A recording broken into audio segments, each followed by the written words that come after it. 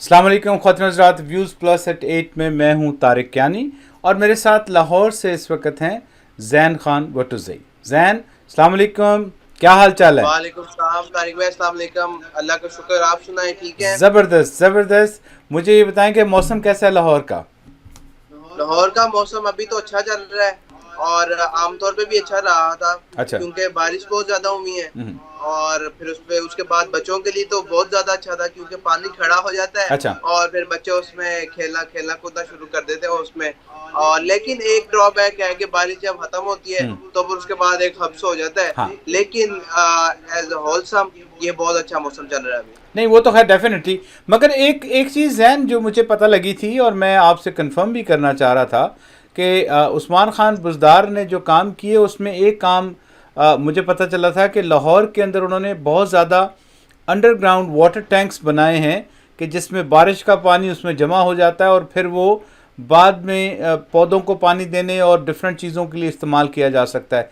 इसमें कितनी सच्चाई है और इसके क्या असरात हैं? इसमें ये 100% सच्चाई है। इसमें बिल्कुल सदाकत है, 100% सदाकत है अच्छा जी। इसमें। क्योंकि मेरी उस वक्त के जो मिनिस्टर थे इस चीज को डील कर रहे थे, आई गेस इरिगेशन मिनिस्ट्री थी उनके पास, मोहसिन लगाड़ी।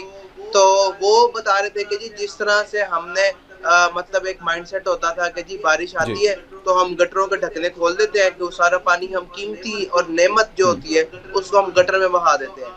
तो उसको लेके इन्होंने उस्मान बुज़दार ने और उस मैनेजमेंट ने ये इनिशिएटिव लिया था कि हम वाटर स्टोरेज टैंक्स बनाते हैं दैट्स गुड। अंडरग्राउंड। लेकिन अभी तक जो है ना बारिशें जितनी हुई हैं वो रिकॉर्ड बारिशें हुई हैं और अभी तक की सबसे ज्यादा स्पेल आया था मानसून का। और अभी पीडीएम ने भी रेड नोटिस दिया हुआ है कि जी रेड अलर्ट जारी किया हुआ है कि जी बारिशें ज्यादा होने वाली हैं। तो अवाम जो है हिफाजती तदाबीर कर लें, अपने सीट बेल्ट बांध लें। अच्छा, तो उस्मान बुज़दार को वाकई ये एक मसला था कि उनकी जो पीआर थी वो कोई इतनी ज़्यादा अच्छी नहीं थी। काम उन्होंने काफ़ी अच्छे कर लिए, मगर यह है कि वो इतने बताए नहीं गए। जिस तरह शहबाज शरीफ साहब और हमज़ा शहबाज और इस तरह के जो लोग हैं वो काफ़ी, चूँकि वो काम कम करते हैं और दिखाते ज़्यादा हैं शायद इस तरह से। असल में पीआर तारीख में उस बंदे की बनती है जो एक इन्फ्लुएंसर हो, एग्जैक्टली। जो जिसका एक इन्फ्लुएंस हो किसी भी तबका फिक्र पे। वो ऑल ऑफ सडन किसी कोई भी नहीं जानता था उनको, तो खान साहब ने उनको वजारत आला दे दैट्स दी। राइट। और फिर इस वजह से बाज लोगों की रंजिशें भी थी। वो हर वक्त प्रोपागेंडा करते थे कि जी हम आज ये चला जाएगा, आज ये चला जाएगा।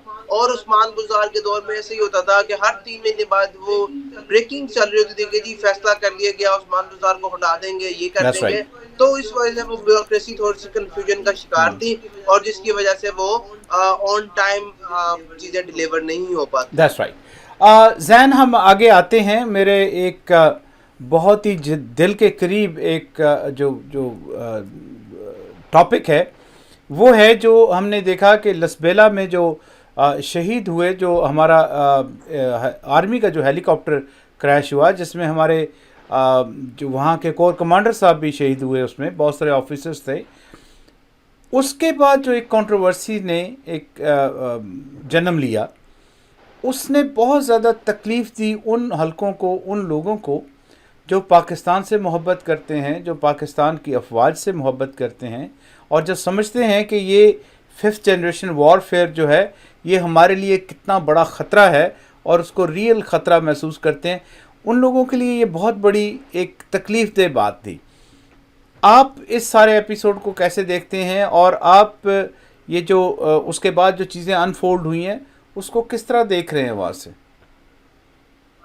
पहली तो बात ये कि तारिक भाई ये आपके दिल के करीब नहीं है, ये पूरी कौम के दिल के करीब है। और यकीनन। इस कौम ने अपनी अफवाज को दिल के साथ एक जो रोमांटिक ताल्लुक बना के रखा हुआ है, वो अल्लाह का शुक्र है, वो 70 सालों से 75 सालों से कायम है। यकीनन।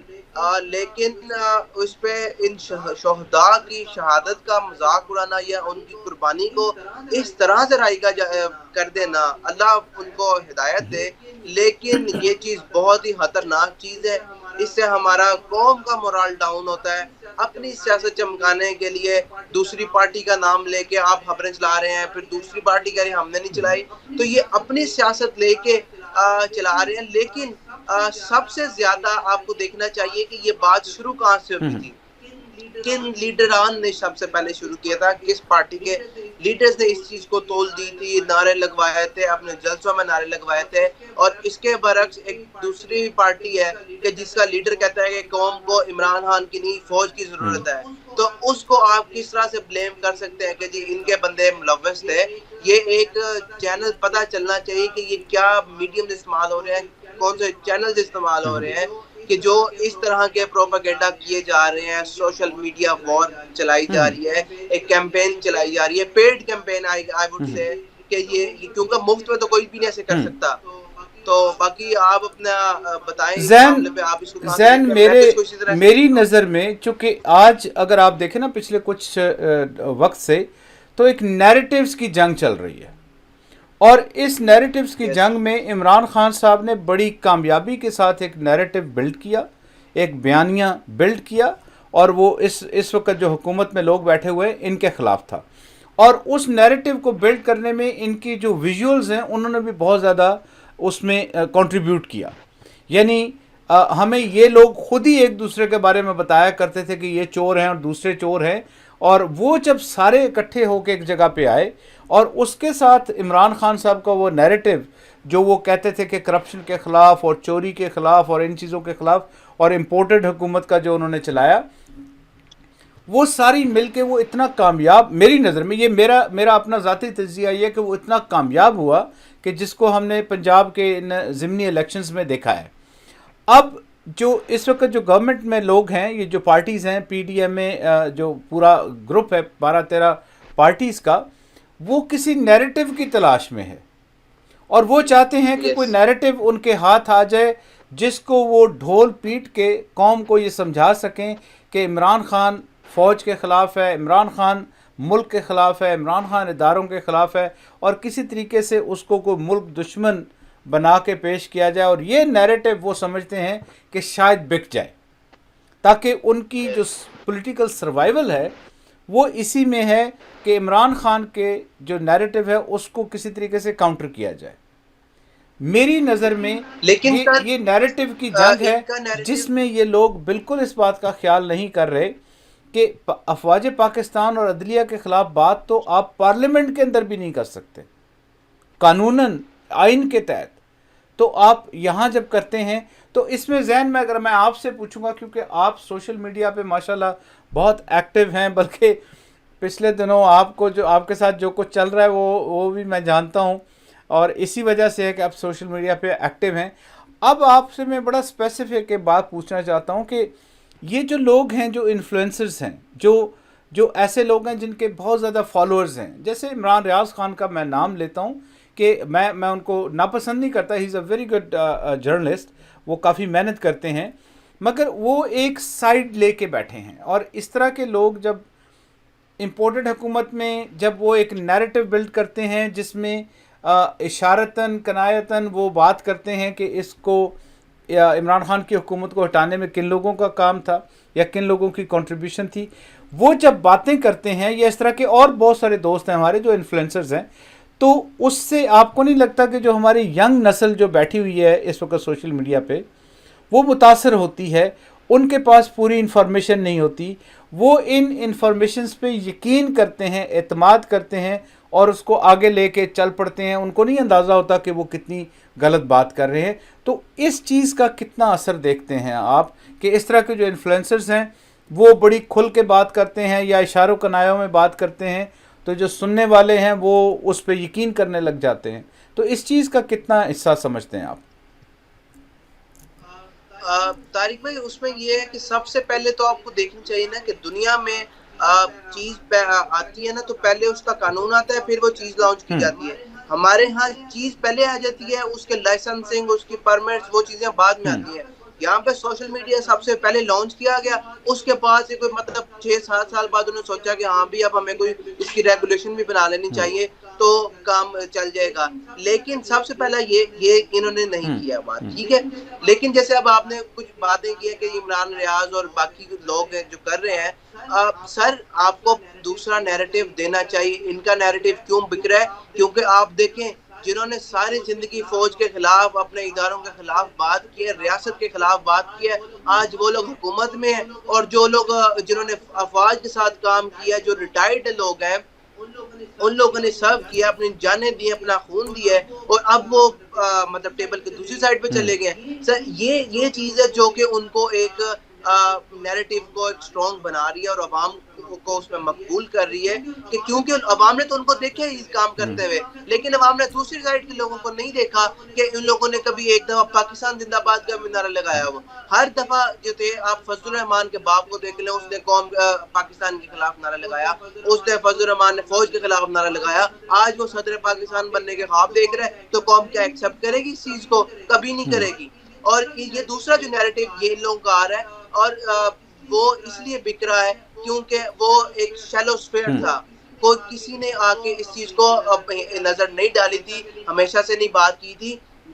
उनके यही लोग थे पहले जो पॉजिटिव पाकिस्तान की बात करते थे, जो आपके इदारों को लेके चलते थे, इंटरनेशनल मीडिया में लेके बात करते थे। तो उस चीज को इन्होंने किया है, काम पॉजिटिव वे में किया है। आपकी 5th जनरेशन वॉरफेयर लड़ी है, तो इनके थ्रू ही लड़ी गई है सर, इन इन्फ्लुएंसेस के थ्रू लड़ी गई है। आपकी इंडिया में बैठ के आपकी नुमाइंदगी कौन करते थे, मतलब इंडियन चैनल्स पे आपकी नुमाइंदगी कौन लोग करते थे? वही लोग करते थे जो आपके 5th जनरेशन वॉरफेयर हीरो थे।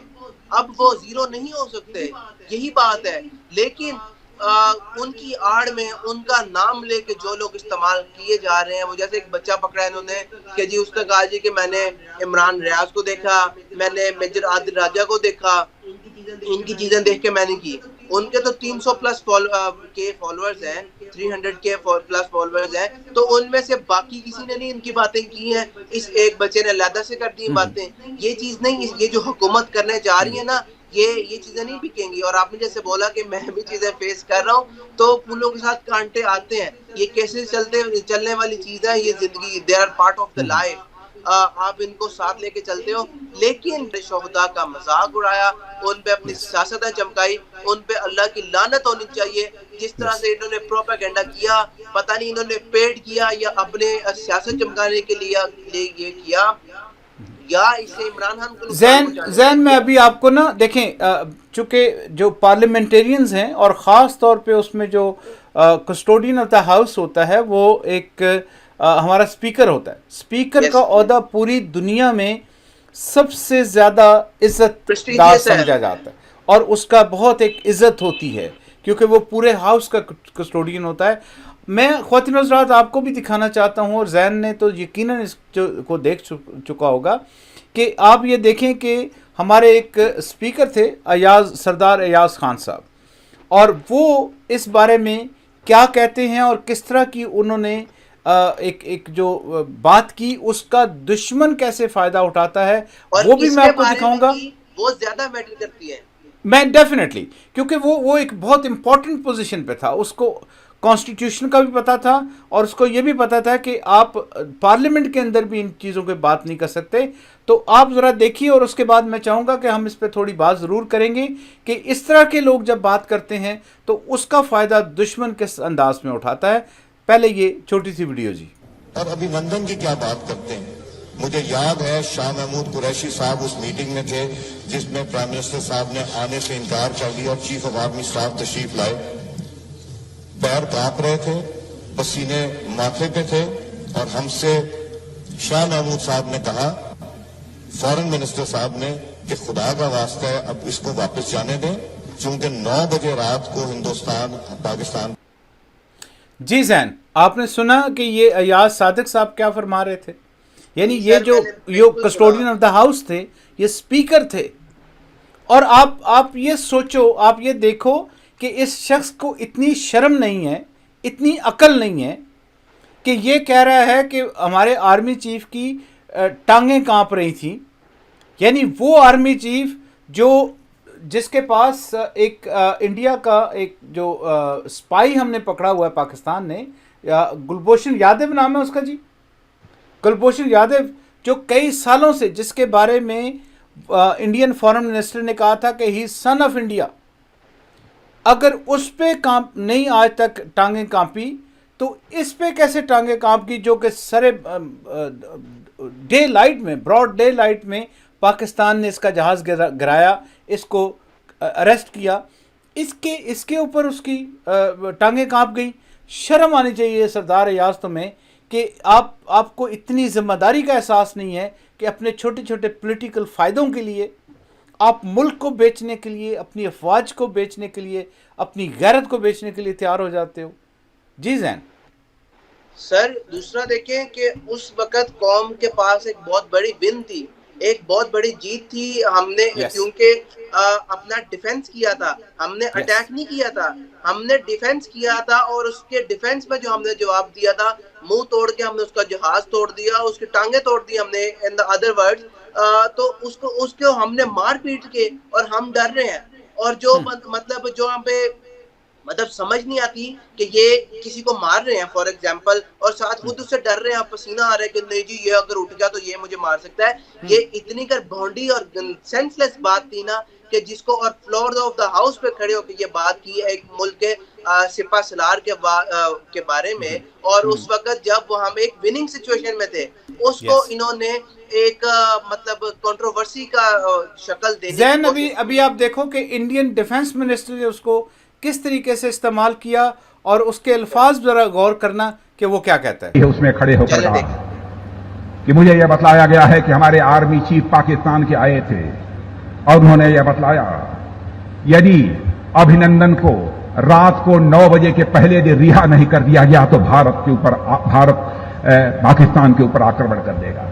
और उन्होंने कहा कि हमारे आर्मी चीफ के मस्तक के ऊपर पसीना हो रहा था, बहुत घबराए हुए।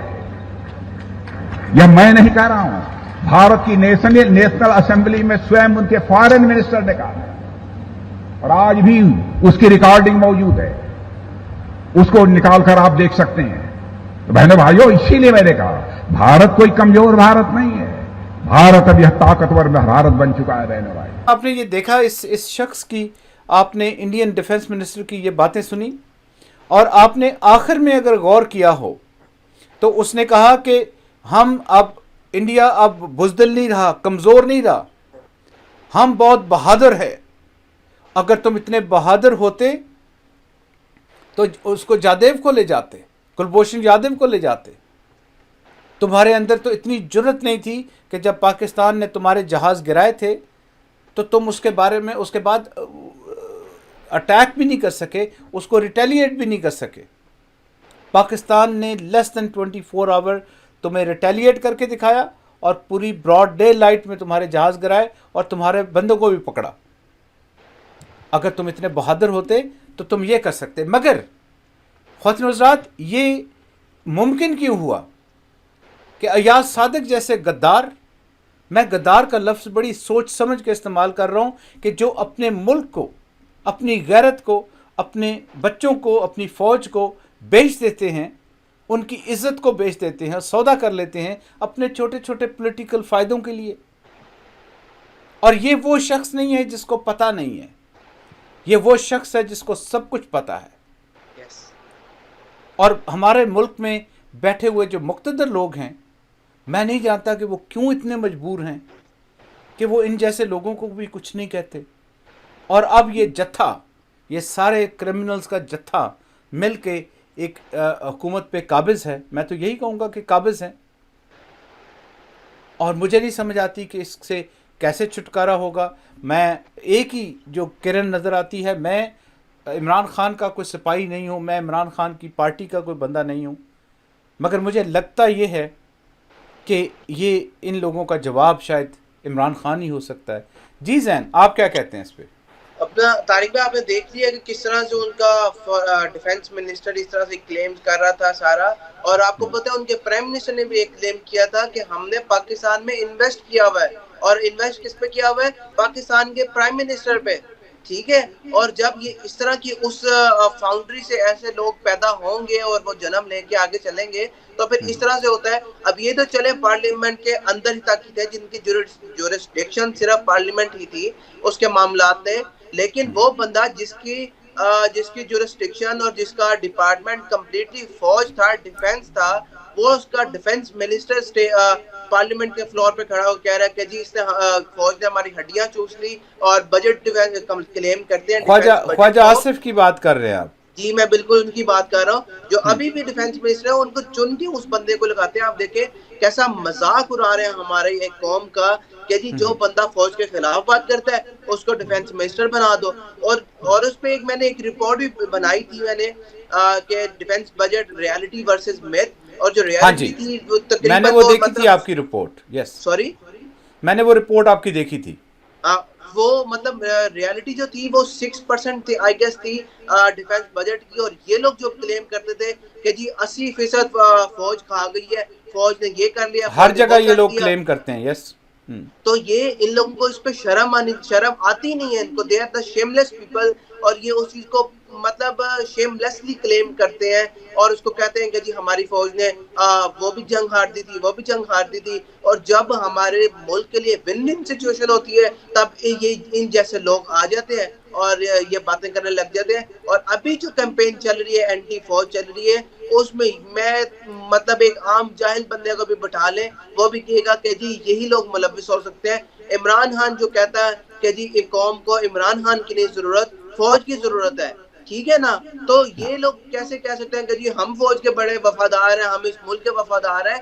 ये तो वो एक शेर था ना कि तू मेरा ना बन अपना तो बन। तो ये तो यस। अपने ही नहीं है।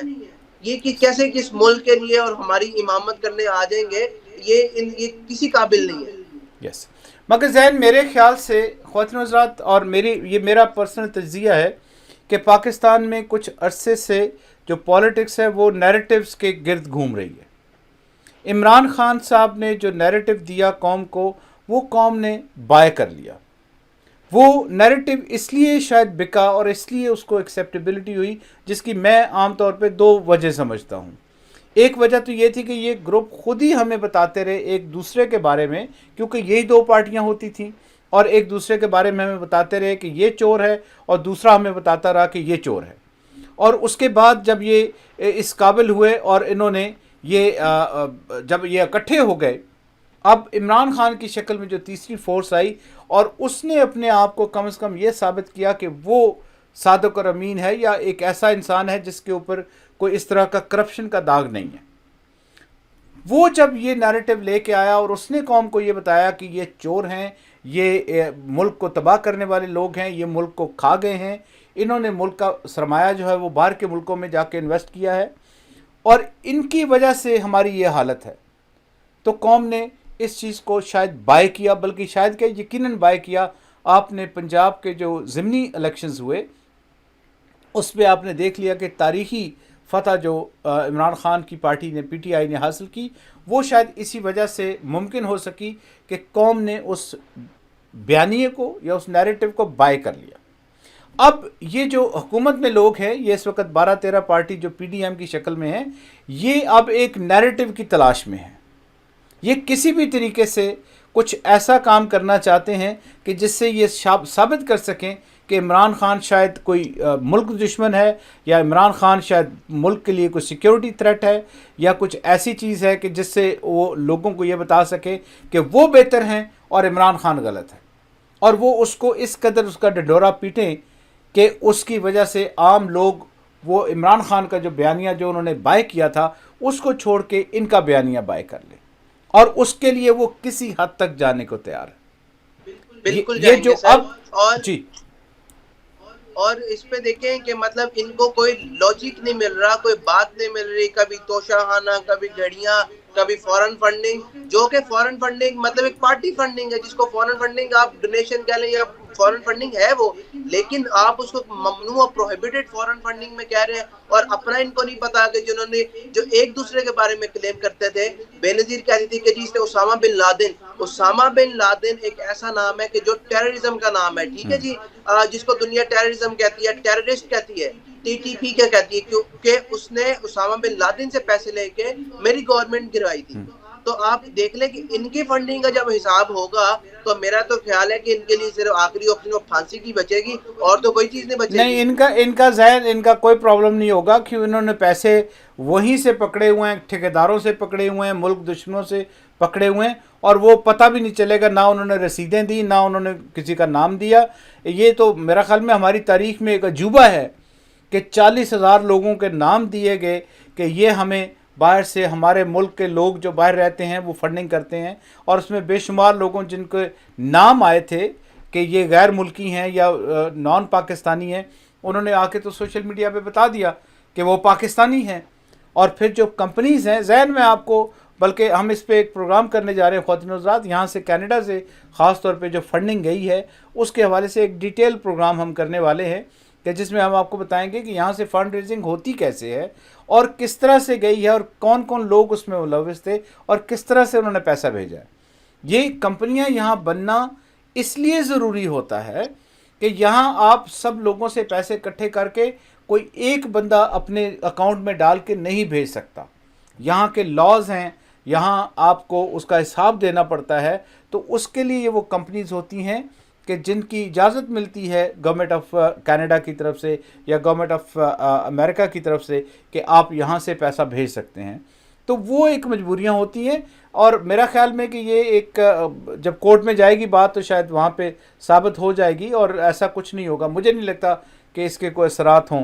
मगर जैन, हम आगे बढ़ते हैं, कुछ खुशी की खबरें।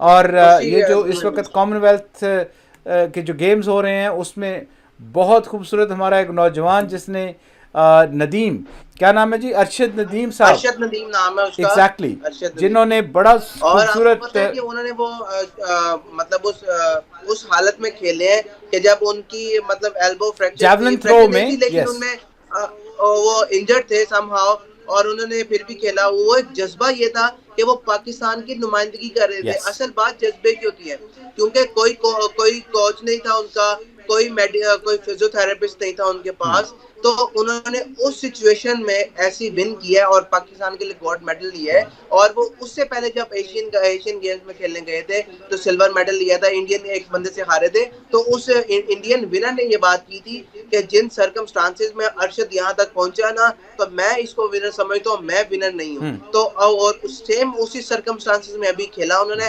अब उनको कौम रिकॉग्नाइज कर रही है, आपकी गवर्नमेंट उनको रिकॉग्नाइज कर रही है, उनको फंड्स देगी। जब वो आएंगे उनको बोला है कि जी जब वो आएंगे तो उनको बड़ा पुरतपाक इस्तकबाल होगा। और फिर उसके साथ साथ एक और है, नूह भट्ट भी है। अच्छा, उन्होंने वेट लिफ्टिंग में एक गोल्ड मेडल लिया है, और वो भी मतलब ऑल ऑफ सडन मतलब आउट ऑफ नोवेयर पाकिस्तान को तो पता भी नहीं था कि आपके कॉमनवेल्थ गेम के लिए कौन कौन आपके प्लेयर्स जा रहे हैं। अच्छा। वो तो अब जब मेडल्स आ रहे हैं हमारे पास, और माशाल्लाह से 2 गोल्ड मेडल हैं, 2 सिल्वर है और 1 ब्रॉन्ज है। तो वो जब मेडल आ रहे हैं तो फिर हमें शक्लें भी नजर आ रही हैं कि ये बंदे हैं, ये हीरोज हैं हमारे, जो कि अनसंग हीरो हैं, जिनको कभी किसी ने देखा भी नहीं था, जो इतने बड़े फोरम पे पाकिस्तान का झंडा उन्होंने बुलंद किया। तो ये बेसिकली हीरो हैं। और बाकी अब आप बताएं जो आप कह रहे थे। यकीनन जी, ये हमारे हीरोज़ हैं, और मैं पाकिस्तानी कौम को इन अपने नौजवानों की, इन अपने नौजवान खिलाड़ियों के जो कारनामे हैं, जो इन्होंने इस वक्त कौम को फ़ख्र दिलाया है, उस पे मुबारकबाद देता हूँ। ये एक खुशी की खबर है, और इंशाल्लाह आगे बहुत सारी खुशी की खबरें और भी होंगी। हमें ऑप्टिमिस्टिक रहना चाहिए। हमारी कौम बहुत बहादुर है, बहुत रिजिलियंट है, और ये कौम ऐसी नहीं है कि बहुत जल्दी हार मान जाए। और मैं समझता हूँ कि हम इकॉनमी में जिस तरफ जा रहे थे, ये एक जो भूचाल आया है, ये एक पॉलिटिकल और एक इंटरनेशनल जो एक मिल के साजिश एक काम हुआ है, इसकी वजह से जो अनरेस्ट है वो यकीनन हमें सबको तकलीफ़ देती है। हम बाहर के मुल्कों में बैठ के भी वो दर्द महसूस करते हैं। मगर इस तरह के नौजवान हमारी उम्मीद की किरण है, और यकीनन हमारी अब की नस्ल, ये जो नई नस्ल है, उससे हमें बहुत सारी उम्मीदें वाबस्ता हैं। और ये नस्ल उन उम्मीदों पे पूरा भी उतर रही है। ऐसा नहीं है कि हम मायूस नहीं हैं आपसे, और हम आपको सलाम पेश करते हैं जी। और जैन, मेरे ख्याल में वक्त हमारे पास, इसी के साथ एहतमाम करते हैं तारिक भाई, क्योंकि मेरे तो यहाँ पे दिन शुरू हो रहा है और आपकी तो वहाँ पे दिन ढल रहा है, रात हो गई ऑलमोस्ट, तो काफी लेट हो गया आपके लिए। तो चलते हैं अगले एपिसोड तक के लिए। आप सबके लिए अल्लाह हाफिज। हम कह सकते हैं, और आप भी तारिक अपना ख्याल रखें। हम कह सकते हैं कि रिपब्लिक प्लस सोता नहीं है। ठीक है जी। तो इसी के साथ कि मतलब एक जगह पे रात हो रही है तो दूसरी जगह पे दिन हो रहे हैं, वो मतलब एक उस सर्कल में चल रहा है। तो ये और आपको एक और बात बताऊं कि journalist never takes a leave. ठीक है ना। Definitely. जर्नलिस्ट और अ सोल्जर, Yes. मैं दोनों को बोलूंगा कि ये दोनों छुट्टी नहीं करते हैं। Yes. ये they are always on the duty 24/7। Yes, हम अपने मुल्क की, हम अपनी कौम की नज़रियाती सरहदों की हिफाजत करते हैं जी, और हमें इस पे फ़ख्र है। बहुत शुक्रिया ख़वातीन हज़रात, इसी के साथ आज के प्रोग्राम से इजाज़त। इंशाल्लाह मुलाकात आपसे दोबारा होगी बहुत जल्दी, और आप हमें लिख सकते हैं, आप हमें मैसेज भेज सकते हैं, और हमें यकीनन आपके मैसेजेस का, आपकी राय का इंतज़ार रहेगा। और कोशिश कीजिए कि हमारे इस चैनल को भी सब्सक्राइब कीजिए और इनको लाइक भी कीजिए। और वो एक कौन सा बटन होता है जैन जो दबाना है? बेल आइकन को दबाएं। बेल आइकन को भी ज़रूर दबाइए। थैंक यू सो मच जी। अस्सलाम वालेकुम।